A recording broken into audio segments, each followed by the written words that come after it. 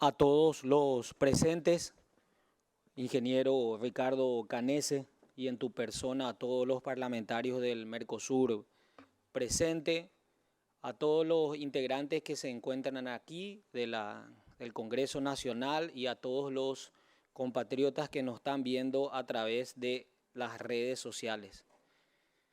Celebro, querido ingeniero y amigos presentes, el tema realmente que se lleva adelante el día en todos estos días dentro de este encuentro del Parlasur.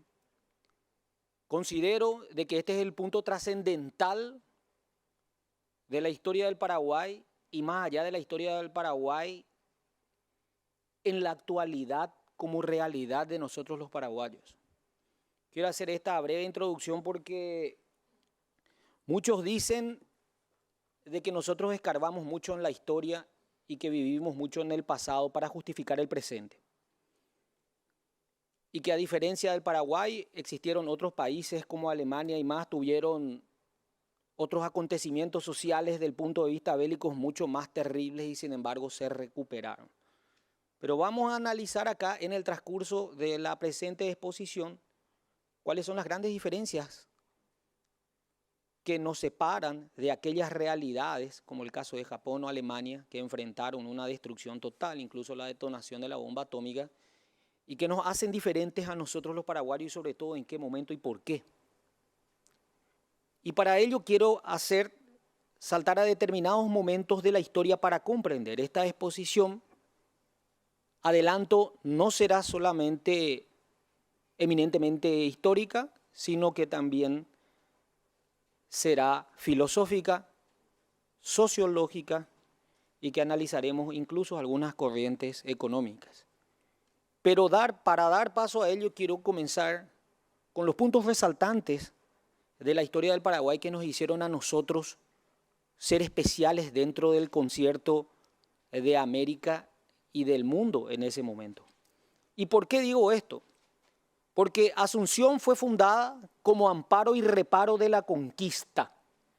Pero ¿a qué me refiero? ¿A qué nos referimos cuando hablamos de amparo y reparo de la conquista? Amparo y reparo de la conquista de lo que en su primer momento para España, con esa carrera con Portugal, era el objetivo, el encontrar el Potosí de la leyenda, el cerro de oro y plata, que como ustedes saben, con la expedición de Solís, luego de ser encontrado lo que es el Río de la Plata, que ellos denominaban el Mar Dulce, luego de llegar en lo que es la zona de Quilmes, fueron recibidos por los guaraníes, por los carios guaraníes, que eran como, porque los guaraníes no se trata solamente de una rama, sino que están los guerreros, y la parte que se encargaba de la diplomacia, por así decir, eran los carios. Los carios reciben a Solís en la zona de Quilmes, dentro de lo que es Buenos Aires, en la zona del Río de la Plata. Los carios recibirán a los portugueses, también a Pedro Lobo en la zona, Álvarez del Cabral, también en la zona del Río de Janeiro. Por eso a ellos, a los que son de esa ciudad, se les llama cariocas y nosotros a nuestros propios hijos los denominamos caria. Fueron los carios quienes hicieron contactos guaraníes principalmente con los primeros exploradores del Río de la Plata, que entendieron de que eran, cuando Solís regresa a la zona, se acerca a lo que es la bahía de Montevideo y encuentra que los indígenas a quienes estaban en la zona de la playa, a quienes creyó erróneamente guaraní, eran en realidad los charrúas. Cuando él baja en su pequeña embarcación, es asesinado y muerto a garrotazo ante la vista de su propia tripulación, que decide regresar ya con él muerto, pero naufraga en la zona de la famosa isla de Santa Catalina, hoy isla de Santa Catarina, que es la isla de Florianópolis. Desde la zona de Ingleses, la playa de los náufragos, realiza una famosa expedición a pie, encabezada por Alejo García y otros, que realizan unas expediciones al centro del continente y luego al norte. ¿Qué relevancia tiene esto y por qué el famoso Tapeabirú de la leyenda o el Peabirú que nosotros conocemos? ¿Qué de relevancia tiene este hecho? Y tiene una relevancia porque la próxima expedición española, la de Sebastián Caboto, que vino para comprobar la teoría de Hernando de Magallanes de la unión de ambos océanos a través del estrecho de Magallanes para llegar por el camino del nuevamente restablecer el comercio entre la India, Asia, sobre todo el té, las miniaturas artísticas, la seda toda de Persia, encuentra, porque navegaban cerca de las costas, porque si va a tener una emergencia, poder estar cerca de las costas y aparece una visión 4 años después de la desaparición de la expedición de Solís, que naufragaron, de lo que a su vista parecían fantasmas y eran los españoles a quienes se consideraban muertos y desaparecidos 4 años antes, en 1927. Y estos españoles, con Alejo García y a la cabeza, justamente le manifestaron de que existe un camino perfectamente construido que conduce desde el Océano Atlántico hasta el centro del continente y desde el centro del continente al norte, al imperio de un rey blanco y cuya existencia principal de su tesoro es la existencia de un cerro de oro y plata denominado Potosí. Cuando la leyenda llega a oídos de Caboto, suspende su idea principal, que era el comprobar lo que era el estrecho de Magallanes, entra por el río de la Plata, río arriba el río Paraná, el Paraguay, y llega a lo que es la zona de Bahía Negra, en donde desciende y a pie con unos exploradores indígenas que acompañaban, encuentran varios ídolos de oro y plata y regresa a España, desobedece la orden del rey, llega a España. España comete el tremendo error de recibir a Caboto en audiencia pública en presencia del cuerpo diplomático acreditado, entre ellos los portugueses. Y cuando hablan del cerro de oro y plata se ríen todos, pero cuando muestran los ídolos de oro quedan con la boca abierta y ya sabemos las consecuencias. Se desata la fiebre del oro en los descubrimientos. Y Portugal, que tenía acceso a lo que fueron primero las bulas de alejandrinas y luego al Tratado de Tordesillas, a derechos de soberanía sobre un territorio que ni siquiera había participado en el esfuerzo de descubrir. Pero ¿a qué quiero llegar con esto? Con la primera parte que dice introducción. Asunción es fundada por el orden del primer adelantado del Río de la Plata, don Pedro de Mendoza, como amparo y reparo de la conquista de la expedición por Juan de Salazar. ¿Por qué? Porque esta expedición tenía 2 misiones principales: encontrar la fuente de los metales, el oro de la leyenda, y anteponer un muro de contención del Potosí de la leyenda, que sabemos que era la línea de Tordesillas, la ciudad de San Pablo. El 7 de septiembre, como dicen los brasileños, el grito de Ipiranga marca el cruce y el pase, con un paso simbólico, cruzar la línea de Tordesillas, y como sabemos, cada centímetro, cada metro, desde la ciudad de San Pablo hasta Ciudad del Este, fue logrado a base de sangre, lágrimas de nuestros antepasados. Imagínense cuántos miles de kilómetros estamos hablando. Y aquí podemos hablar luego después de la diplomacia española, en ese momento y su negligencia. Pero el tema aquí es otro. ¿Por qué Asunción es fundada como amparo y reamparo de la conquista? Porque en los sucesos universales vemos que lo que ha motivado las exploraciones no es, como el decreto dice, a don Pedro de Mendoza para bautizar almas, para ganarlas para el cielo y para la iglesia de su majestad católica, sino que lo que siempre motivó, vamos a decir lastimosamente o claramente real, es el lucro, es evidentemente el oro, vamos a decir el metálico. Y en ese sentido se realizan todas las exploraciones desde Asunción a la zona de lo que va a ser, en realidad era el imperio inca. Pero cuando Asunción toma conocimiento de que desde expediciones del norte, de Almagro y de Pizarro, ya toman, encuentran y al famoso Atahualpa le piden de que le ordenan y le piden de que si quiere salvar la vida, que llene una sala como esta de oro y salvará su vida. Cuando llenó finalmente la sala de oro hasta todo su tamaño de su cuerpo, le dijeron: si hay una sala como esta con oro, tiene que haber otras más. E igual lo despellejaron vivo bajo a tortura. A partir de ahí, Asunción ya no realiza unas exploraciones al Chaco, cruzando todo el Chaco, sino que pasa a su segunda misión, que es anteponer el muro de contención del avance portugués de la línea de Tordesillas con la fundación de Villarrica del Espíritu Santo, Concepción, Santiago del Jerez, Ciudad Real, Ontiveros, todos hoy en el estado de Paraná y Río Grande do Sul. Las zonas de Guairá y Canindeyú no es lo que nosotros conocemos en la actualidad. Los caciques de Guairá y Canindeyú son lo que hoy es el estado de Paraná y Río Grande do Sul. Pero ¿qué es lo que va a entender? Esta primera expedición contó con un documento real que nos hace, y aquí es lo que quiero entrar ya dentro de contexto, porque hay ciertos elementos que a nosotros los paraguayos siempre nos dieron un condimento de especialidad que nos hizo diferente al resto de América.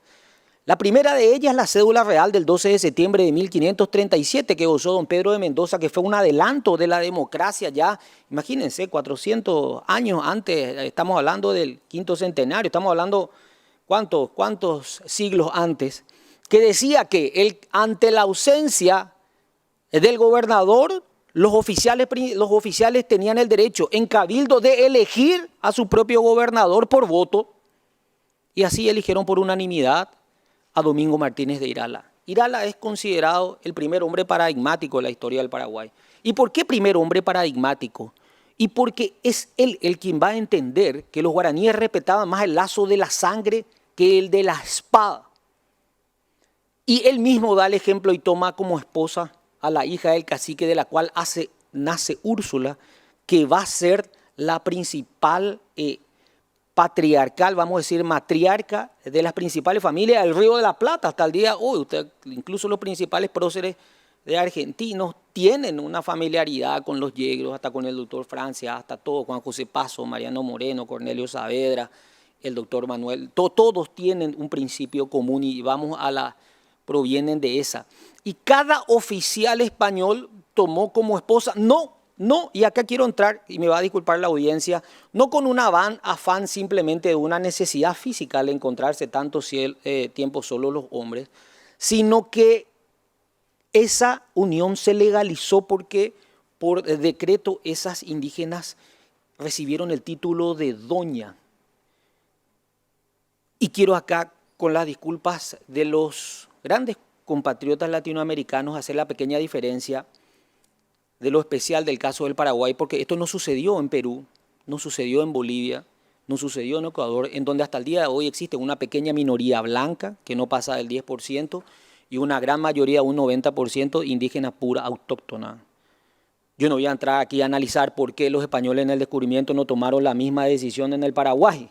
Eso ya va a quedar subjetivamente, no sé por qué no las consideraron atractivas, por así decirlo. Yo no voy a juzgar eso, pero aquí sí. El único periodo de masificación de unión del español con la indígena se va a suceder apenas durante 15 años. Hasta 1555 aproximadamente, durante la época de Domingo Martínez de Irala. Y aquí nace, señores. ¿Por qué es importante esto? Porque aquí nace ya la nación paraguaya. La nación paraguaya es, por tanto, siglos antes más antigua que el concepto república del Paraguay. Nosotros vamos a hacer un concepto ya definido, autónomo, con características especiales, muchos siglos antes de ser independientes. ¿Por qué? Y aquí gana. Por eso es muy difícil cuando a mí me dicen hablar del machismo paraguayo, porque aquí la que gana la primera batalla no es el arcabuz ni la espada, sino que es la mujer. La mujer guaraní gana la primera batalla, el poder de la mano que mece la cuna, diríamos, porque va a ser ella la que va a educar a sus hijos con su cultura, con su idioma, con sus valores morales, y el guaraní pasó a ser el idioma de relacionamiento con los vecinos, de la comunidad, con los hijos, en la iglesia, y el español solamente fue el idioma reservado para actos oficiales como estos, por ejemplo. Por eso a nosotros los paraguayos hasta el día de hoy nos es más fácil y familiar al hablar en guaraní. De hecho, que al llegar hasta una reunión de fútbol en alguna parte, nomás aquí del Gran Asunción, si uno llega hablando español, la reacción es mucho más fría, pero si uno entra ya saludando en guaraní, hablando en guaraní, digamos que ya se produce una familiaridad natural.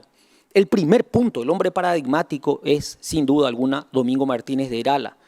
No solamente porque a partir de ahí se van a fundar las principales ciudades del Río de la Plata, por decir Corrientes, Buenos Aires, Concepción del Bermejo, Santa Fe de la Vera de las Siete Corrientes, Santa Cruz de la Sierra, en 1569. Y aquí va a pasar el hecho principal que tiene que ver con el tema también, que es con quien me quiero especificar. Hijas ingratas traicionan a su madre. ¿Por qué? Porque Asunción entregó a sus mejores hijos y su sangre para la fundación de las principales ciudades del Río de la Plata, especialmente Buenos Aires, Corrientes y Santa Fe. Fueron fundados por...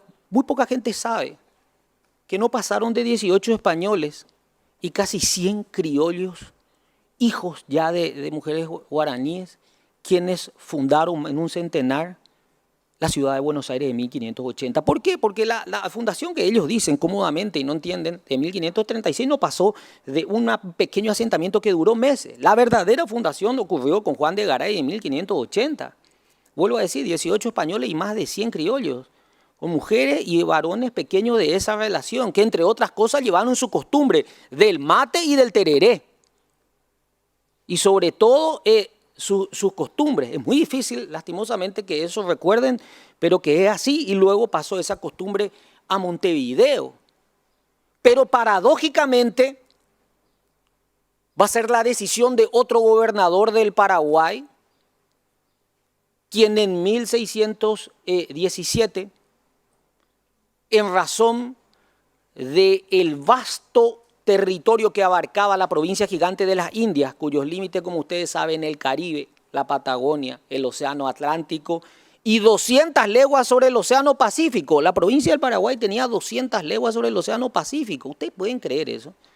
Este gobernador, es cierto, muchos dicen que no fue ese su deseo, sino que fue él lo que trató de hacer una división interna a través de intendencias, pero cuya capitalidad tendría que ser mantenida de la gobernación en Asunción, pero lastimosamente el virreinato en ese momento, que era el virrey de Cisneros en el Perú, introdujo una modificación y la envió al rey Felipe III, quien por burla finalmente en 1620 consagra, a partir de la propuesta de este gobernador del Paraguay, la división del Paraguay y lastimosamente la fusión de la gobernación del Guairá con el Paraguay y la creación de la gobernación de Buenos Aires con Tucumán, Santa Fe y Charcas como otra gobernación independiente, y nosotros nos quedamos mediterráneos 200 años antes de ser independientes por iniciativa de Hernando Arias de Saavedra, más conocido como Hernandarias, de los cuales nosotros increíblemente no hay ciudad, calle, avenida que no tengamos. Yo no quiero jugar, tuvo bandas de iniciativas educativas, pero él residía la mayor parte del tiempo en Córdoba.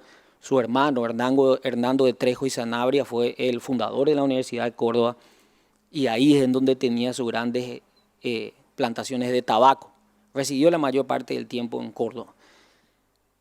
Muchos incluso hablan y dicen de que nos tratamos cuando hablamos del primer legionario, pero yo no quiero entrar en eso ni voy a juzgar, solamente estoy repitiendo de eso. Pero eso hizo, señores, y esto tiene que ver en el tema de introducción antes de pasar a la guerra de la Triple Alianza, porque estas hijas ingratas luego pasan a expoliar y asfixiar económicamente a su madre Asunción, porque se crean dos institutos principales, que son los puertos precisos de Santa Fe y Buenos Aires, que obligaban a todas las embarcaciones paraguayas no solamente a pagar un derecho de paso, no solamente a alzar prácticos, sino que todas las mercaderías tenían que ser descendidas a tierra y ser conducidas nuevamente a Buenos Aires para su posterior reembarque. ¿Qué es lo que se buscaba? Se buscó siempre la ruina de Asunción. Entonces, para nosotros, el término porteño, que viene de puerto, nunca nos fue simpático. Especialmente luego de otro suceso que nos marcó muchísimo, que fue la Revolución de los Comuneros. Este fue el primer territorio en donde alzó la bandera y dijo que la voluntad del común era superior al propio soberano. Eso era pena de muerte.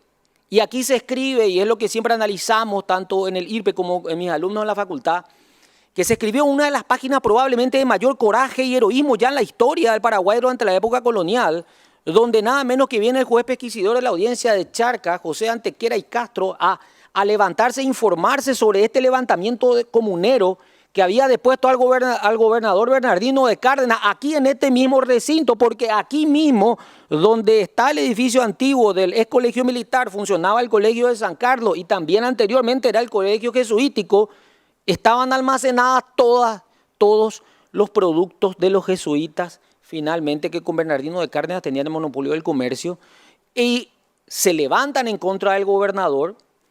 Y sobre todas las cosas, ¿por qué se levantan contra el propio gobernador? Porque la economía de ese momento estaba basada en la encomienda. Nosotros los paraguayos también tenemos que hacer un mea culpa y entender. Nosotros decimos de que no existió esclavitud, pero luego de esa mezcla que vimos en la época de Irala, lastimosamente los parientes pasaron a someter a sus parientes y sí hubo esclavitud. La encomienda de la Yanacona, se entregaban tanta cantidad de indígenas en encomienda. El uno le debía el trabajo hasta la muerte y el otro tenía el deber de bautizarlo porque como no tenían alma no iban a ir al cielo. Entonces espectacular, te bautizamos y vos trabajás para mí hasta que total, cuando te mueras vas a tener el cielo. Entonces yo no voy a hacer un juicio de valor, ¿verdad? Y menos, siempre hay un punto que tenemos que tener presente cuando analizamos hechos históricos que es muy fácil aquí desde el aire acondicionado o desde otro analizar, sino que tendremos la obligación de ponernos en el momento de espacio y tiempo oportuno en el contexto. Entonces, como los indígenas se entregaban en masa a las reducciones jesuíticas, que es otro de los puntos más analizados en la historia del Paraguay a nivel universal, muy pocas cosas son analizadas en el mundo en el caso del Paraguay, en donde existimos. La guerra de la Triple Alianza, las reducciones jesuíticas, y el doctor Francia.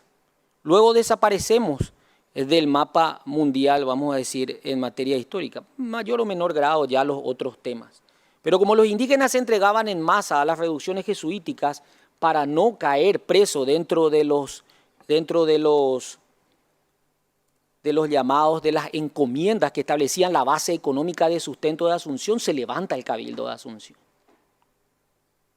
Y a partir de ahí, señores, el José de Antequera y Castro, que viene a oidor de la audiencia de Charcas, escribe un capítulo extraordinario cuando tanto se involucra en la lucha de los miembros del Cabildo, que él asume el comando del levantamiento popular. Y tiene que venir el gobernador de Buenos Aires, Bruno Mauricio de Zavala, con los indígenas de las reducciones jesuíticas, a terminar con ese levantamiento comunero en donde se aplicó sanciones extremadamente drásticas, entre ellas principalmente la condena a José de Antequera a la muerte por la horca en Lima, el descuartizamiento de varios miembros del Cabildo y también la prohibición de la reunión de 3 personas en la calle, ustedes se pueden imaginar, porque ya eso era conspiración. Hasta el día de hoy tenemos nosotros prácticamente esa misma. Cuando entramos a una habitación y hay 3 hablando solo, ya ahí, como decía el presidente Mourinho, decían, Pepe conspirágina, ¿verdad? O ya siempre tenemos esa. Pero quiero volver al tema y decir lo siguiente. Aquí se escribe, señores, punitivamente y el endurecimiento de los puertos precisos de Buenos Aires y de Santa Fe. Como Juan el Bautista esperando su muerte, José de Antequera narra a su compañero de celda la historia que en el sur había un pueblo de valientes que había desafiado la propia autoridad del soberano y del rey en favor de sus propios intereses. Tanto es el entusiasmo que este otro compañero de celda se escapa de prisión y viene a pie desde Lima, Fernando de Mompox, y nuevamente dirige el relevantamiento de la revolución de los comuneros que en 1731 ya es sacrificado con sangre. Nuevamente viene el gobernador de Buenos Aires, nuevamente vienen los indígenas de las reducciones y se aplica ya sanciones y ejecuciones de más de 1000 personas directamente a través de la horca y del garrote vil, que como ustedes saben es el ahorcamiento con una silla, con unas cuerdas. Por tanto, señores, ¿qué es lo que quiero yo aquí manifestar dentro de la colonia? Que el término porteño para nosotros nunca nos fue simpático. O sea, no es que ahora nomás con el fútbol. Y en ese marco es como llegamos ya a los procesos de independencia. Y no me quiero detener acá en cuestiones anecdóticas porque vamos a ir al tema. Es que Paraguay es el único país en el mundo, o sea, en América, que alcanza realmente un concepto real de independencia. ¿Por qué decimos esto? Porque luego de la invasión de Napoleón Bonaparte a España, y cuando en la entrevista de Bayona, Fernando VII abdica, Carlos IV abdica a favor de Fernando VII, este a favor de Napoleón Bonaparte y este a favor de su hermano José Bonaparte, ocurrió un fenómeno lógico que entendemos en toda la parte de la colonia española, que es decir, que cuando el gato no está, los ratones se pasean. Y entendieron, a partir de eso y de otra influencia, en Buenos Aires estoy hablando, que el concepto de desarrollo monárquico español estaba caduco. ¿Y por qué digo esto, señores? Porque el triunfo de la Revolución Francesa discute las bases de la legitimidad de la monarquía. ¿En qué consistía esto? La legitimidad de una monarquía estaba basada en la existencia de un supuesto mandato divino. No, yo gobierno por voluntad de Dios y Dios entregó. Entonces, a partir de una obra, 1637, de René Descartes, Renato Descartes, ¿verdad? El discurso del método establece la famosa duda metódica, el pienso, luego existe, el cogito ergo sum, y nace el iluminismo. ¿Qué consiste? Que nos van a levantar después Diderot, D'Alembert, Rousseau, Voltaire, Montesquieu.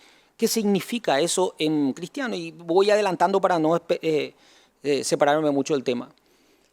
El iluminismo consiste en que las luces de mi razón hacen la realidad. Es que el ser humano con las luces de su razón transforma la realidad. Todo lo que vemos aquí es obra del ser humano a través del pensamiento. Y si con mi propia realidad yo la puedo transformar a través de mis propias ideas que iluminan la realidad, nadie me va a venir a decir de que vos gobernás por voluntad de Dios. Mostrame en qué momento Dios bajó y te entregó esta. Y se discute las bases del sistema monárquico español que estaba caduco. Y desde el punto de vista económico, otro punto. La Revolución Francesa lleva a la clase media, a la burguesía al poder, en sustitución de una clase monárquica, que como ustedes saben, ¿cómo la clase monárquica se sostenía? Recababa impuestos a partir de una clase media comerciante que en las películas vemos eran aquellas pequeñas ferias que comerciaban con telas, gallinas, vestidos. Ellos eran los que pagaban el impuestos porque el pueblo nunca tuvo una moneda. El pueblo lo único que aportaba era su propia existencia para las guerras, pero nunca aportó absolutamente nada en impuestos. Era esa clase media la que sostenía el concepto monárquico. ¿Y en dónde se retrata el desprecio mayor de la clase monárquica hacia el pueblo? Es en Versalles, cuando golpea al pueblo, el Palacio de Versalles, y María Antonieta, porque tenía hambre, María Antonieta les ordena que le pasen los panes que estaban podridos y esboza la famosa frase, porque pese a tener hambre no iban a comer panes podridos, y le tiraron nuevamente y ella esboza la famosa frase, si no quieren pan, arrójele pasteles. En esa frase está condensada la interpretación que hacía el concepto monárquico del pueblo y sienta las bases del nacimiento de la Revolución Francesa, que va a terminar con la guillotina de ambos, pero que fue el triunfo de las ideas del iluminismo a nivel político, de la división de los poderes, de Voltaire, de la República con Rousseau cuando hablamos, y de Montesquieu con la creación del poder legislativo, ejecutivo y judicial, según una tradición romana, porque la base de la división de los poderes de Montesquieu es la reconsagración del sistema romano, en donde ustedes saben, ni siquiera el propio emperador tenía plenos poderes para tomar la decisión, porque el Senado tenía que ratificar sus órdenes. Fue un nacimiento, ahí nace nuestro sistema republicano que no es nuevo. La república fue una época de Roma, es una institución romana. Y quiero aquí decir lo siguiente, entonces en ese momento entendieron que lo que importaba más en las relaciones económicas, y nace el liberalismo, aquí hay varios exponentes del liberalismo, la ley de la oferta y la demanda. Yo voy a vender a quien me paga mejor. Y no como la casa de contrataciones de España, que me fija el precio que yo voy a tener que venderle, cuándo me va a pagar y cómo me va a pagar. Espectacular. Por eso es que las invasiones del Río de la Plata de 1806 y 1807 pegó bien en el oído de Buenos Aires, porque, entre otras cosas, a partir del diario Desorden Estar que ellos distribuyen, dicen, ustedes no tienen por qué venderle a España y que paguen cuando quieren y como quieren. Ustedes tienen que pagar al que mejor oferta les hace. Esas son las reglas del nuevo libre cambio. Esas son las reglas del liberalismo.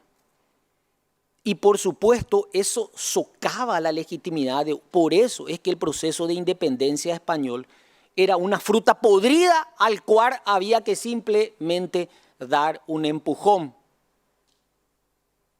Porque iba ya a caer. Por eso es que se produce la independencia en cascada prácticamente en el mismo periodo de todos los pueblos que componían el imperio español arcaico, que cabe hacer esta diferencia.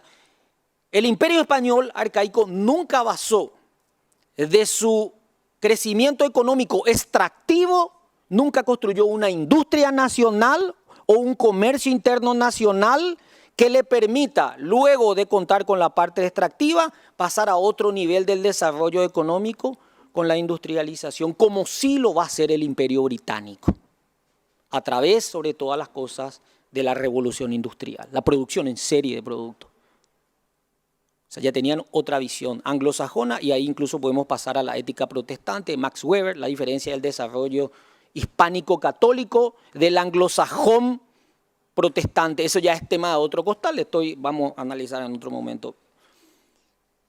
Entonces, señores, llega el proceso de independencia y como ustedes saben, el virrey de Buenos Aires, en Buenos Aires, se da con Mariano Moreno, Juan José Paso y sobre todo Cornelio Saavedra. El virrey de Cisneros, en este caso, es separado, llega a la Junta de Buenos Aires y su primer objetivo es mantener incólume los territorios del Río de la Plata, entre ellos el Paraguay. Y aquí van a ser la presencia del segundo hombre paradigmático del Paraguay. ¿Por qué segundo hombre paradigmático? Los americanos, dentro de las universidades americanas, hablan de los hombres paradigmáticos, aquellos que nacieron y estuvieron en el momento de espacio y tiempo oportuno, como extraterrestres, aparecen en el momento oportuno. Y no hablamos otro que el doctor José Gaspar de Francia. Digo José Gaspar de Francia porque él siempre firmó José Gaspar de Francia, nunca usó el Rodríguez, el doctor José Gaspar de Francia. Y acudo, señores, a las fuentes primarias de estudio, que es uno de los propios héroes justamente de nuestra independencia. Mariano Antonio Molas, quien él justamente manifiesta y dice, ante la ausencia de los líderes militares, se habló al doctor Francia, quien convino en dirigir la empresa. ¿La empresa de qué? No de una panadería, la empresa de la independencia. El doctor Francia, por tanto, va a estar en los 3 periodos de una revolución, que hay solamente 2 o 3 casos en la historia que yo puedo considerar. Puedo tener mis diferencias enormemente ideológicas con la revolución cubana, pero no puedo negar de que Fidel Castro la sueña, la lleva adelante y la consolida. La otra revolución, la auténticamente pura, la revolución de la independencia del Paraguay, fue una inspiración del doctor Francia. Él la dirigió, la llevó adelante y finalmente la consolida. De su paso por la Universidad de Córdoba dejó rasgos de su personalidad y cuando llega acá a Asunción ejerció justamente la carrera de Derecho y de abogado, se comunicaba con el pueblo netamente en guaraní, no cobraba honorarios, hablaba perfectamente inglés y francés. De los ingleses justamente con quienes parlamentó, entre otras cosas, vieron el busto de T.J., de Thomas Jefferson, su libro de cabecera de Derecho Romano, el contrato social de Rousseau, y decían de él, es a todas luces el hombre más claro de esta provincia. ¿Y por qué vamos a decir de que aquí es el único país realmente independiente en América? Porque no se sustituyeron las autoridades españolas simplemente como ocurrió en Buenos Aires, las españolas por las porteñas propiamente dicho y que siguió el mismo sistema de explotación. No. Acá el Paraguay fue aislado y muchos dicen de que fue por decisión del doctor Francia, pero no entienden de que eso es mentira. El aislamiento es un concepto que le fue impuesto al Paraguay y el Paraguay encontró una salida política y económica para salir adelante. ¿Y a qué me refiero con eso? Porque la soberanía del Paraguay siempre peleó para ser independiente. Y aislado el Paraguay a quienes prohibieron la libre navegación de los ríos, por supuesto que no había salida de carreta ni a pie, como íbamos a salir al océano, no había, y por supuesto no había otra manera de transporte como puede haber ahora en forma aérea. Pero entonces, aislado el Paraguay, situaciones extremas motivan decisiones extremas. Y el doctor Francia se alía con los principales factores de producción de una nación, que es el pueblo, y va a realizar la primera reforma agraria en América, expropiando la tierra de todos los españoles, encomenderos y miembros del cabildo. ¿A favor de quién? Del pueblo. ¿Y a quiénes van a otorgar en arrendamiento? A los campesinos. ¿Y cómo se creó esa institución? Las famosas estancias de la patria. Y a partir de ahí sometió a todo el Paraguay, que dice justo Pastor Benítez en su obra Cumbre, la vida solitaria del doctor Francia.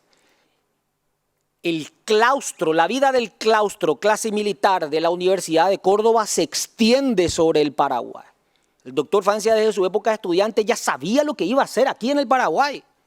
Nos levantábamos a las 5 de la mañana, se tomaba el mate media hora y desde las 6 se trabajaba. Hasta el mediodía se almorzaba, se hacía la siesta hasta las 2:30 aproximadamente. El pueblo tenía posibilidad de hacer vida social desde las 3 hasta las 6.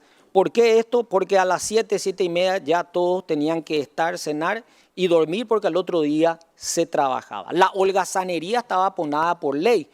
No había mendigos, no había ladrones ni asesinos. Y el que no trabajaba al holgazán era encarcelado y los presos no es que estaban gratis. No vamos a trabajar para que ustedes vivan gratis. Ustedes van a realizar las obras sociales. Y las obras sociales aquí de las plazas, especialmente de esta zona de Asunción Vieja, eran todas realizadas por los presos. Cuando entraban ahí decía que te perdone Dios, pero aquí vos vas a pagar y vas a trabajar.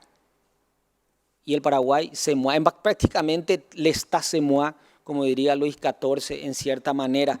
Pero quiero ahí decir, ¿qué dijo él? Marte vela mientras Minerva duerme, el dios de la guerra está de pie mientras la de la sabiduría descansa. Tanto mujeres y hombres hacían un concepto de preparación en un servicio militar y cada uno tenía la obligación de tener varios oficios. Aparte del concepto de formación militar, hombres y mujeres tenían conocimientos eran sastres, eran modistas, eran carpinteros, tenían conocimientos de agrícolas, de trabajo, tenían varios oficios. No se conocía hoy lo que conocemos nosotros como el casiancismo o la hora paraguaya ni nada. Esos son vicios que van a venir posterior a la guerra de la Triple Alianza. Aquí lo que mandaba era la palabra, la puntualidad, el cumplimiento, la seriedad. Y por supuesto, ¿qué es lo que quiero yo decir? Con el correr del tiempo, imagínense, los impuestos en vez de subir, bajaban cada año. Y el pueblo entendió luego que la rigurosidad del doctor Francia no era contra el pueblo, sino que era a favor de la destrucción de un sistema de opresión económica que existía durante la colonia y que existía tanto en Buenos Aires, en Montevideo y en toda la República de América, que simplemente sustituyeron las autoridades españolas, un cambio de camiseta, vamos a decir, por los criollos, pero sus instituciones mantuvieron. Por eso, señores, Eduardo Galeano, en su obra Cumbre, Las Venas Abiertas de América Latina, le dedica un capítulo especial al Paraguay como único concepto de independencia real en América. Arturo Ángel Jaramillo también de Colombia y otros, y hablan exclusivamente del Paraguay como el único proceso de independencia revolucionario real de independencia. Y a donde quiero ir lo siguiente, el pueblo entendió. Entonces, nunca como en una dictadura el pueblo fue tan libre. Imagínense el juego de palabras que hago redundancia y entramos en por qué. Nunca, como en una dictadura, el pueblo fue tan libre. ¿Por qué? Porque fue la única vez quizás en donde el pueblo gozó de lo que producía, disfrutó. Ustedes saben que a cada maestra incluso se le distribuía una res para su alimentación. La de ella, nadie tenía privilegio. El primer concepto revolucionario, aquí, como no podemos ser todos ricos, lo que sí podemos ser es todos humildes. No va a faltar que comer, pero vamos a empezar así. Y a medida que nos desarrollamos un concepto cooperativo, como en la actualidad las cooperativas, Férez, Shortis, lo que Campo 9, lo que es, empezamos pequeño y luego hoy los hijos y nietos de ellos tienen un nivel de ingreso per cápita del primer mundo. El concepto cooperativo es lo más parecido a lo que tenemos, a lo que fue esa revolución social de la época del doctor Francia. Entonces, señores, el paraguayo llenó con su producción. En un momento dado aquí los documentos anuncian de que fue tanta la cantidad de producción de ganado vacuno, equino, de oveja, que ni siquiera hubo posibilidad de consumo. Se tuvo que practicar el rifle sanitario. Yo quiero saber hoy si con el precio de la carne que tenemos, si eso le llega hoy al pueblo. Por supuesto, no podemos comparar. Tabaco, yerba mate, están con la producción. Entonces, y en comparación solamente en un solo año, en las provincias unidas del Río de la Plata existieron 101 revoluciones a un año en comparación. Entonces, cuando a mí me dicen que el doctor Francia fue un psicópata que gozaba con la sangre, yo lo único que digo es, la realidad social en aquel momento en América era el del gauchaje. ¿Qué significa eso? Es lo más parecido a las pandillas. Un caudillo de una ciudad se considera lo suficientemente la fase primaria de desarrollo prehistórico o incluso de Europa o incluso de la colonia de lo que fue Estados Unidos. Un jefe de una pandilla, o le podemos llamar de un pueblo, se cree con suficiente poder de ser el líder de toda esa zona, pero tiene que eliminar a todos los otros caudillos. ¿Entienden? Entonces, el Paraguay era el único que se mantuvo incólume a ese proceso de decadencia y de caos que libraba en América. Y por supuesto que toma decisiones difíciles, como fue luego de 1820 el ajusticiamiento de varios próceres. Pero vuelvo a decir aquí, en este caso, lo siguiente. La dictadura, como muchos dicen, y yo discutí, aquí le veo a Enzo Cardoso, le veo a otros. A mí me tocó discutir esto con el profesor Jorge Seal, cuando era estudiante, profesor titular de Derecho Constitucional. Justamente hablaba y decía, habló del doctor Francia, y decía, como todo hombre coherente del liberalismo extremo, vamos a decir, de una corriente liberal libertaria extrema, decía que este señor se hizo elegir en calidad de ser sin ejemplar, porque se creía superior a todo y un Dios, y en lo que yo levanté la mano y le dije, perdone, profesor, pero él fue justamente el documento en calidad de ser sin ejemplar, no por lo que usted está diciendo, sino que en ese momento era necesario eso, y sin ejemplar para que no existan más otros ejemplos de eso. Por eso su frase preferida era Marte vela mientras Minerva duerme, el dios de la guerra está de pie mientras la de la sabiduría descansa. Y la dictadura, señor, no es como conocemos la de Videla, Pinochet, nada, sino que fue una dictadura en el sentido romano del término. Durante la República Romana, que ustedes saben, vamos desde el 30 al 476, que entra el imperio, Roma tenía la posibilidad, el Senado, de elegir a un dictador en caso de extremo peligro de Roma. Y así Escipión, apodado el africano, derrota a Aníbal de Cartago, quien venía desde África con sus elefantes. Pero fue el concepto del dominio de las instituciones romanas ya del doctor Francia que lo lleva a eso. Y el extremo peligro del Paraguay. ¿Por qué? El fruto de eso es de que a su muerte el concepto de independencia del Paraguay era un concepto consumado y no discutido. Vuelvo a decir, a su muerte la independencia del Paraguay fue un concepto consumado y no discutido. Y no había tiempo tal vez de tener ciertas apreciaciones con respecto a los derechos humanos en aquella oportunidad. Pero como dirían los argentinos utilizando ese término, él tomó decisiones y como todo ser humano se equivocó y acertó. Pero de sus equivocaciones, como dicen los argentinos, se las bancaba y tenía espalda para eso. En ese momento eran necesarias decisiones. ¿Por qué? Porque la soberanía del Paraguay estaba en juego y aquí había una corriente muy grande que luego de parlamentar con Manuel Belgrano, como Gamarra, Cabañas, incluso los Yegros, le hablaban de la necesidad y le dijeron incluso algo muy lógico a los Yegros y a Gamarra y Cabañas, que era, ¿qué ustedes van a hacer ahí en el medio del continente, en la selva? ¿Por qué no se adhieren y envían sus diputados a Buenos Aires y un representante de su provincia puede ser el que dirija toda Argentina? No es que y entró ese pequeño germen que perdura hasta ahora en algunos exponentes que vemos intelectuales. Me va a disculpar porque incluso creo yo que el senador Jaeli, creo que por ahí incluso va ese espíritu libertario, los libertarios ahí consideran ese el primer gran error. Entonces el doctor Francia tenía que tomar decisiones drásticas y los impuestos, atiendan ustedes este punto para pasar ya al tema que nos ocupa, no aceptaba obsequios. No cobraba su sueldo. Cuando murió hacía más de 15 años que no cobraba su sueldo. No aceptaba regalos. Ustedes saben que cuando ustedes que ocuparon cargos importantes, cuando vos asumís un cargo importante y alguien te trae un regalo caro, mi gran amigo te trae un whisky o te trae, qué sé yo, algo de un...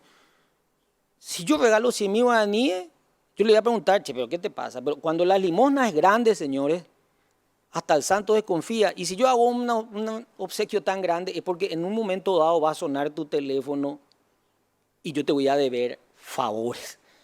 El doctor Francia no aceptaba obsequios, no cobraba su sueldo. Su propia finca de Huiraví, en donde hoy está la zona de la Facultad de Derecho, fue la primera que pasó al Estado paraguayo. Ni con sus hermanas mantuvo corriente de privilegio. Incluso no murieron, pero sí fueron muy humildes. Entonces, a su muerte, por supuesto, tenía excentricidades de lo que sus enemigos se hacen eco. Tenía, claro, excentricidades como todo hombre raro. No se casó nunca. Los hombres más grandes de la historia ni siquiera tuvieron el lujo, o mujeres grandes de la historia ni siquiera tuvieron el lujo de formar familia, porque su misión en el mundo para ellos era mucho más importante incluso de que su desarrollo en forma personal. Ustedes escuchan hasta el día de hoy cuando alguien dice mi trabajo me impide o me toca o me pide, tanto mujeres como varones hoy en día que ocupan cargos gerenciales. No puedo, no tengo tiempo, mi trabajo, o sea, le damos más. Pero estos grandes líderes mantenían así, amó profundamente a una mujer y tuvo hijas, pero no se casó directamente. Pero aquí es lo que quiero ir. Cuando muere, decían de esta excentricidad de él, que todos los días cabalga a las 5 de la tarde, un solo cornetero aquí en las cada 100 metros toca, digamos, es señal de que va a pasar el dictador y una sola escolta a 50 metros. Y todos tenían que darse la vuelta, mirar las paredes y puertas y ventanas se tenían que cerrar. Claro que tenía excentricidades. No acudía a recepciones, no aceptaba obsequios. No tenía prácticamente amigos, desconfiaba de todo. Pero vuelvo a decir, era un hombre paradigmático que nació en el momento, espacio y tiempo oportuno, como dicen los americanos. Es el segundo hombre paradigmático del Paraguay. Y a su muerte, las arcas del Estado estaban llenas. El Paraguay no tenía asesinos, mendigos. Todos trabajaban y sobre todas las cosas, otra de las cosas de la que se le echa también la culpa a él, de que idiotizó a la población, mentira. Aquí todos sabían leer y escribir, la educación era obligatoria y llegó a un 99% la alfabetización, lo que a lo mejor no hubo una enseñanza universitaria, pero cabe recordar de que en Argentina o en lo que va a ser la provincia unida de La Plata, no es que todos iban a la universidad, solamente los hijos del miembro del cabildo iban a la universidad, lo que tenían poder económico iban a la universidad, el resto del pueblo que jamás se va a olvidar, pero tampoco sabían leer y escribir. Por eso va a decir Juan Bautista Alberdi en la Guerra de la Triple Alianza: los que decían iban a llevar la civilización, fueron a encontrar la civilización donde dijeron que iban a imponerla, ya que cada soldado paraguayo tenía un ejemplar del Cabizú y del Semanario y de otros periódicos de la línea, porque todos sabían leer y escribir, porque durante su infancia, en la época del doctor Francia, todos sabían leer y escribir. Entonces, aquí podemos ver ya, señores, que el concepto de nación paraguaya era ya muy diferente a lo que era la realidad del Río de la Plata, sociológicamente hablando. Entonces aquí esa unión no es que cayó muy bien siempre, es lo que quiero decir. En el Río de la Plata, quien mejor interpretó las reglas del libre cambio, de ese liberalismo, de ese principio de liberalismo radical, por supuesto que, como va a ser Londres en Europa, aquí entendió Buenos Aires que a ellos les tenían competencia y esa era su misión. Llevar el concepto de civilización. ¿Por qué, señores? Porque hay que hacer simplemente aquí una misión. Buenos Aires, ¿cómo pasa a desarrollarse tanto? A través de la intermediación de quienes administraban el puerto, de los mercaderos que administraban el puerto. ¿Y cuál era su principal? Como hasta el día de hoy, exportamos a Buenos Aires, ellos compran nuestros productos a un determinado precio y ellos intermedian y lo venden a Europa, principalmente a Londres y París, a otro precio, importan los productos terminados de allá, vajillería, vestidos, vestimenta, y lo vendían acá a otro precio también, y con la enorme diferencia, esos que intermediaban el comercio dentro del puerto de Buenos Aires van adquiriendo un poder económico extraordinario que se traduce hoy, como vemos en Recoleta, como vemos en Libertador, como vemos hoy en toda la zona de Palermo, en toda la zona de Flores, de Caballito y demás. Esas casas fantásticas que construían y mandaban traer ingenieros y arquitectos y materiales incluso de Europa. Y vemos las mansiones ustedes ahí que son parlamentarios de Mercosur, se traduce eso también en Montevideo, que es una pequeña Buenos Aires. Ese nivel económico de desarrollo, por supuesto, que cuando alcanzan un nivel de desarrollo económico tal, ellos se consideran que son los representantes del libre cambio y de los espíritus de la Revolución Francesa y tienen la obligación por tal de llevar ese criterio de civilización a todos los países y pueblos a quienes consideran parte de la barbarie. Cuando dice Domingo Faustino Sarmiento, se le debe exterminar. ¿Quién era el hombre que no era de la civilización? El indígena. No solamente el indígena. ¿Quién era? ¿A quién se refería? Se refería a nosotros, a quienes nos formábamos parte. Porque aquí había un pueblo que se estaba desarrollando económicamente en forma alternativa a ese liberalismo porteño, con un concepto incluso social y popular real y distinto. Que por eso es que yo hice aquí el análisis de las instituciones del doctor Francia, porque no se puede entender la guerra de la Triple Alianza si no hablamos del doctor Francia. ¿Qué es lo que quiero yo decir acá? Que va a haber un concepto de, no es maldad, señores, a eso es lo que quiero llegar. Podemos hablar después de crueldad, en una fase de guerra ya no se puede más analizar la crueldad o bondad. En una guerra es una guerra y ahí importa ya tiene su propio código la guerra. Pero había un concepto de necesariedad. ¿Saben qué es lo peor de esto? Que había un concepto de necesariedad filosófica de acabar con el Paraguay. Porque el crimen puede ser por pasión o algo así, pero acá había peor. Acá, como el plan de la solución final en Alemania, había un criterio de necesariedad filosófica.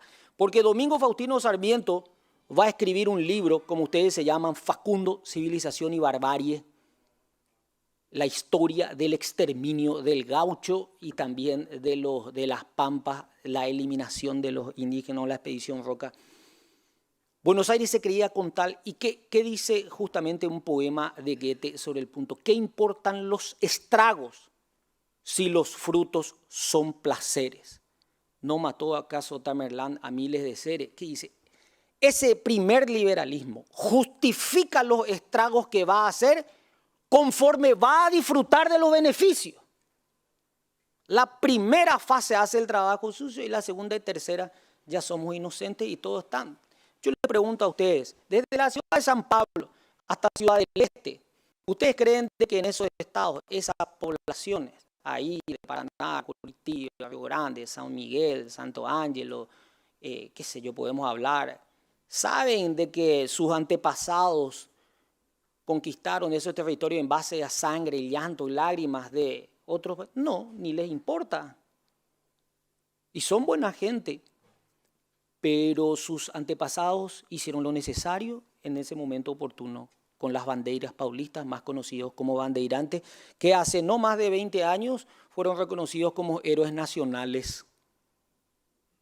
Entonces, a la historia no le importa, como diría ese primer liberalismo justifica los estragos conforme va a disfrutar los beneficios de esa conquista. Y así podemos hablar incluso de la conquista desde la fundación de las 13 colonias de los Estados Unidos en el Océano Atlántico en Filadelfia y cómo llegaron hasta California. No, es que llegaron bien. Entonces, ¿qué es lo que quiero aquí analizar? Hubo un concepto de necesariedad. No se mata a las hormigas una a una saliendo, hay que destruir el hormiguero. No vamos a matarle acá a alguno, vamos a solucionar el problema del Paraguay y no solamente del Paraguay. A lo mejor lo que nosotros tuvimos es la visión de entender de que Corrientes, Entre Ríos, tenía mucho, y la banda oriental tenía mucho más en común con el Paraguay que con Buenos Aires. Y tampoco a lo mejor tuvimos la madurez de entender que cuando caían primero ellos, íbamos a caer luego después nosotros. Ellos eran la primera barrera, la ejecución del Chacho Peñalosa y otros y demás. Y después a la fase armada, no voy a entrar, no voy a hablar yo, no me compete, creo que eso es una parte exclusivamente militar, podemos entrar, podemos derramar lágrimas, también tengo conocimiento, pero no hace al punto que hoy vengo yo aquí a exponer, que son las facetas de la necesidad filosófica, económica y hasta sociológica de la sustitución de un modelo que estaba comenzando a desarrollarse. Y ahí quiero hacer mención con la primera parte que hablamos. Hablamos de que otros países como Alemania, Japón, incluso la Segunda Guerra Mundial, y hoy son primera potencia. Sobre la base de la economía que dejó el doctor Francia es que don Carlos Antonio López va a pasar a la segunda faceta del desarrollo de una revolución que nació en 1811, que es la fase de la industrialización. Y va a becar a los mejores 100 jóvenes de las universidades de Europa y va a comenzar a contratar. Imagínense, no se contrataron 20, 30, se contrataron casi 400 de los mejores técnicos de Europa en la misión de 1853 de Solano López a Europa, que tenían que venir aquí solteros. ¿Por qué? Para casarse justamente aquí y transmitir en forma oral sus conocimientos a su descendencia. Se estaba creando las bases de lo que iba a ser un país desarrollado en forma extraordinaria. Y estos técnicos no venían a trabajar acá para una empresa privada como sí lo puede hacer. Ustedes ven, aquí hay una famosa universidad, trae premios Nobel, o grandes bancos, u otros traen aquí algunas personas calificadas del mundo a premios Nobel para que den una conferencia. Pero cuando te dicen llamar a tal teléfono, 100, 200 dólares, 300 dólares, una hora de espectaculares así. Entonces, o traen exclusivamente para sus alumnos quienes pagan. Pero estos técnicos venían aquí para trabajar, no para una empresa privada, sino que para el Estado paraguayo, que era, a diferencia de un Estado honesto y altamente competitivo. El Estado paraguayo era un Estado honesto y altamente competitivo. Y aquí, querido diputado,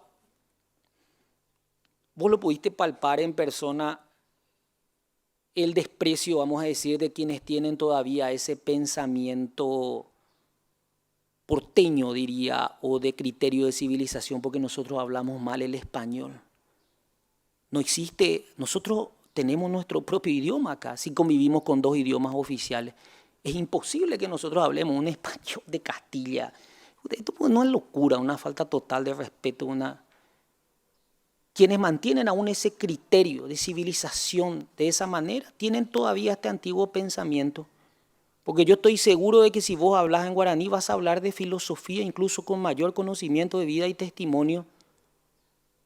Pero el que habla guaraní tiene que hacer un doble esfuerzo, traducir lo que está diciendo y pasar a decir en un idioma del cual no es familiar. Y lo que no entienden todavía esto es de que el guaraní es nuestro idioma oficial, real. Entonces es una estupidez y me solidarizo contigo, con quienes justamente te hicieron esa bruto. Porque yo quiero hablar también en un guaraní correcto. Y cuando yo no estoy de acuerdo, señores queridos parlamentarios, cuando hablamos de toda la Argentina, porque ustedes saben que el grupo de artillería número 2 de Entre Ríos tiene el nombre de Mariscal Francisco Solano López. Y los principales reivindicadores del Paraguay, es increíble, pero los principales reivindicadores del Paraguay no se encuentran en el Paraguay. Aquí los nacionalistas recibimos más ataques de nuestros propios compatriotas. Ahí está Noelia Quintana, ahí está Ramón Vargas, aquí hay otros patriotas también. Los nacionalistas paraguayos, los patriotas reciben más ataques aquí y en Argentina y Brasil con este proceso de redescubrimiento y reanálisis y reestudio de la historia paraguaya. Son ellos quienes reconocen más estos hechos que nosotros mismos. Y podemos ir a León Pommer, la guerra del Paraguay, gran negocio, o podemos ir a García Melit, proceso a los falsificadores de la historia del Paraguay en 2 tomos. Podemos ir a Chiavenato. Salvo la aparición de los nuevos legionarios, vamos a decir que a partir de Mario Maestri y demás, con varios aquí, dominan toda la Academia Paraguaya de la Historia. Y me van a disculpar, esto es una opinión personal. Y así es como llegamos a esa guerra que fue de exterminio. Y quiero decir acá lo siguiente, ¿por qué de exterminio? Porque Mitre y el duque de Caixías, despacho privado del duque de Caixías, desde Tuyuncué, diciembre de 1868, dice, a su majestad don Pedro II, emperador de Brasil, así dice, después de besar la mano de su majestad, paso a dar el parte correspondiente de las situaciones de guerra, dice, el héroe más grande de Brasil, estoy hablando, el duque de Caixía, dice, todos los combates, todos los encuentros desde Coimbra a Tuyutí muestran y demuestran que la bravura del soldado paraguayo es considerado imposible de describir, invencible y sobrehumano. El principal homenaje al soldado paraguayo lo hace el duque de Caixía. Dice, y esto es difícil de explicar con palabras, dice, así que voy a pasar con ejemplos. El hecho es que, lejos de economizar sus vidas, desde que están bajo la mirada frenética de López, buscan la oportunidad de intercambiarla por una o más de sus enemigos. Y por eso es que el empleo del oro con el soldado paraguayo es inútil. O sea, no vale la coima. No sé yo, si lo trasladamos a la actualidad, se podría... es inútil desde que están bajo la mirada fascinante de López, dice. Y dice lo siguiente, por eso es que cuánto tiempo, cuántas armas, cuántas vidas, cuántas muertes más tendremos que hacer hasta convertir a toda esta nación en humo y polvo, porque todo paraguayo que puede sostenerse sobre 2 piernas es un enemigo. Y ahí ya no hace la diferencia entre varón y mujer. El que puede pararse, o sea, que el que puede levantar es un combatiente. No fue una decisión crueldad. No, los niños ya combatieron en Abaú, los niños estuvieron en Itaguaté, los niños combatieron siempre en el país. El que podía sostener, pero no es así obligado. La gente muchas veces dicen, los prisioneros que escapaban de los aliados venían a engrosar nuevamente la fila de la fuerza paraguaya. ¿Cómo vas a venir al dictador que te va a matar si justamente los otros son la civilización? Y los civilizadores, ¿qué hacían? Obligaban con grillete a los propios paraguayos a combatir o enviándoles directamente como carnada para saber dónde estaba la artillería. Entonces era lo que nos hicieron, digamos, los civilizadores. Y quiero simplemente ir a la última parte, decir para ir justamente no aburriéndoles más con esta exposición. 2 días antes de la batalla de Cerro Corá vienen los exploradores que habían salido de la patrulla que había enviado al mariscal.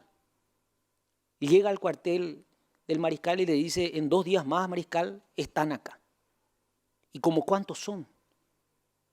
Más de una división, mariscal, aproximadamente 8.000 hombres, 10.000 hombres. Y nosotros, 30 hombres en condiciones de pelear, 130 hombres también en situación de defender, 40 caballos, heridos, mujeres, enfermos y niños. Perfecto. Ahí se presenta también, días antes, el cacique guaraní de la zona. Me van a disculpar, lo voy a decir en español.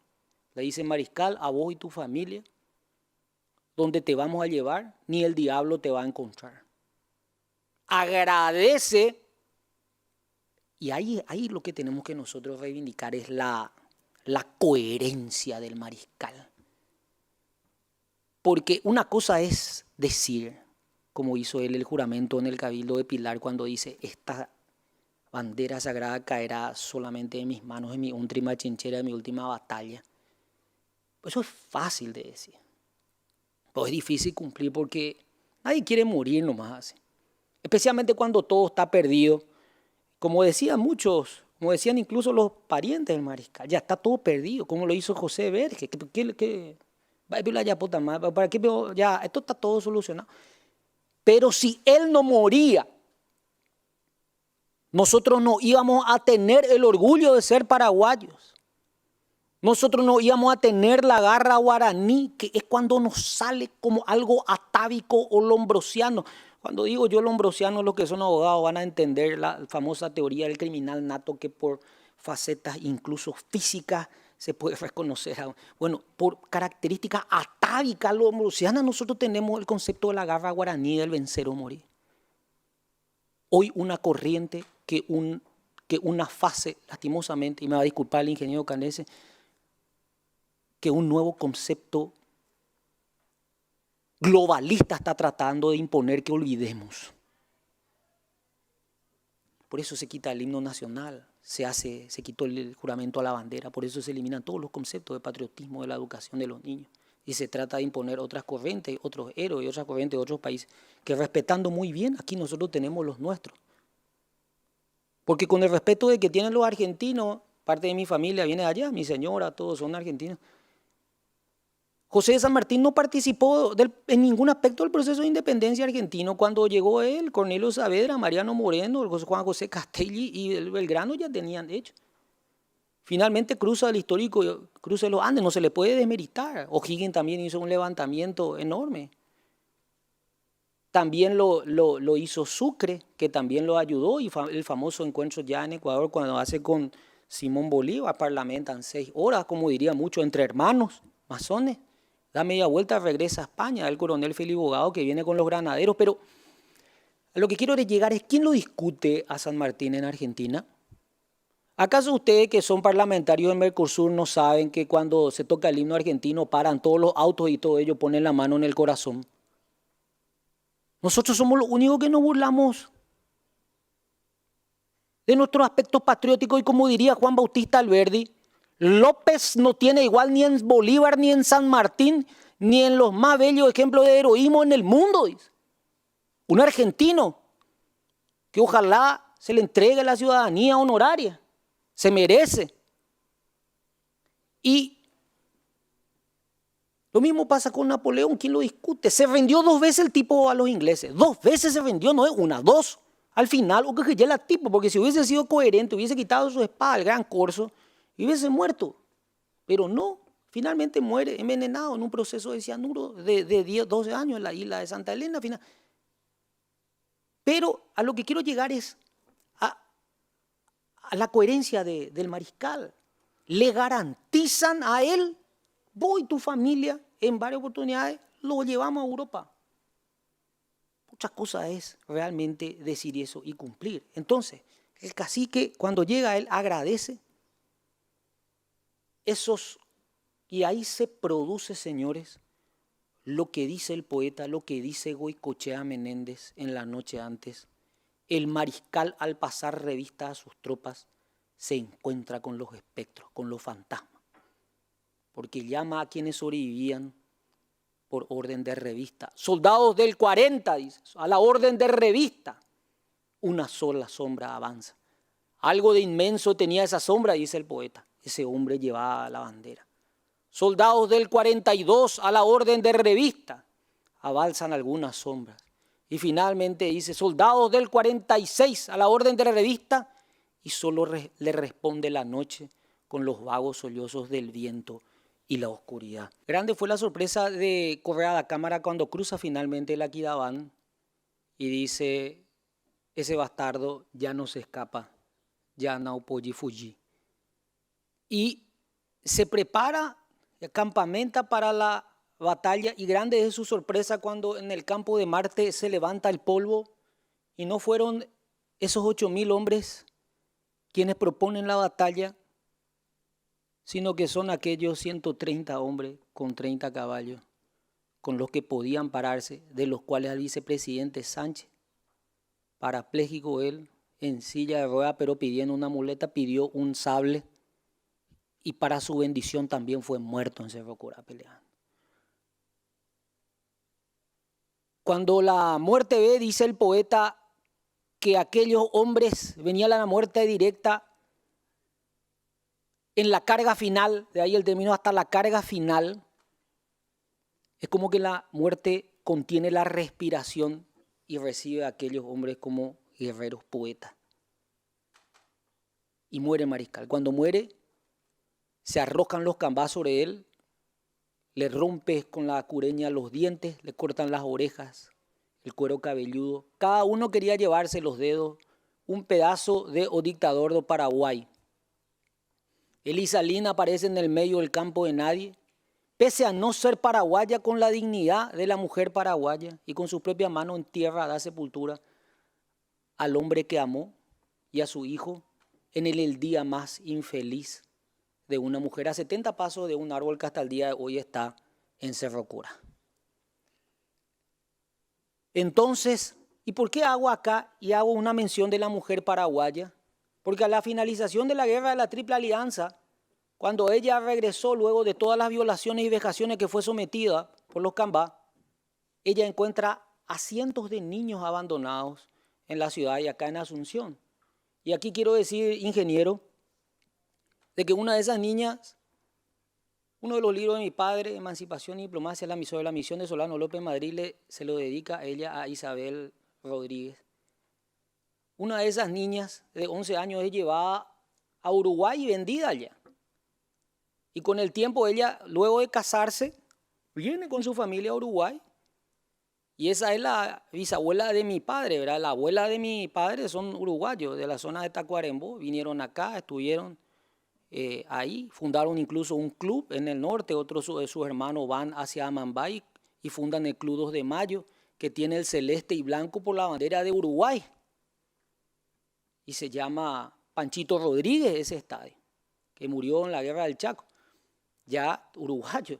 Pero quiero decir, por eso 400 niños llevaban por semana acá los aliados para repartirse como perritos en Río de Janeiro, en Montevideo y Buenos Aires. No solamente el robo de toda la parte material, pero en el material 8, señorita, por favor, Mitre deja bien claro quién ganó la guerra o qué ganó la guerra realmente. La división, creación de los partidos, la creación de este sistema republicano que tenemos hasta el día de hoy. La Constitución argentina no fue adaptada al Paraguay. La Constitución de 1860 fue adoptada in totum al libro cerrado por el Paraguay. El Código Civil, que aquí saben lo que son abogados, que hasta 1987 era el Código de Vélez. El Código Aeronáutico, todo, pero todo. Aquí era. Entonces, vuelvo a decir, y estos niños quienes encontraron las mujeres que también habían perdido a sus hermanos, a sus padres, a sus maridos, a sus hijos, encontró. Lo único que pudo hacer es irse para la de ella, fulano de tal, de sila, de tu, da algo más, no. Desde ahora yo soy tu mamá y vos sos mi hijo. Y así cada mujer paraguaya adoptó a tantos niños como ella podía mantener con su trabajo en la agricultura. Ni siquiera el permiso de llorar a sus muertos tuvo la mujer paraguaya. Y ese niño pasó a adorar a su mamá. Ese es el estoicismo de la mujer paraguaya que muchas feministas hoy lastimosamente confunden.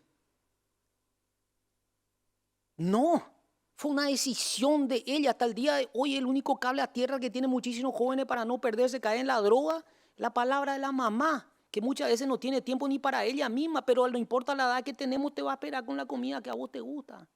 Cuando tuviste frío te levanta, cuando tuviste hambre te preparó, cuando vos estuviste enfermo se levantó, estuvo. Y cuando tuviste miedo, ella te abrió la sábana y dormiste al lado de ella y ya no tuviste más miedo. Esto es lo que vino a reconocer el material número 9, este señor, por favor, señorita, el material número 9. Esto es lo que vino a reconocer este señor acá y a homenajear aquí en el Paraguay. Agradecer realmente la invitación, esto que ustedes están haciendo los parlamentarios de Mercosur, ingenieros en su persona, a todos los demás. Es una cruzada nacionalista que merece un reconocimiento en un momento de tanta indiferencia social en torno a los hechos que realmente nos formaron como paraguayos. Esta cruzada nos debe unir a todos los paraguayos. Lo que ustedes están haciendo tiene un mérito tan grande que es imposible evaluarlo y medirlo, incluso ahora en la actualidad, y que va a ser recordado. Es la gran misión que ustedes tienen y creo yo informa histórica desde la creación del Parlasur para la Comisión Paraguaya. Agradezco la invitación. Nosotros tenemos que estar orgullosos más que nunca de nuestra nacionalidad. Le pido a la señorita que pase el último material. Muchas gracias, querido ingeniero, y permítame con todos ustedes, ¡viva el Paraguay! Muchas gracias.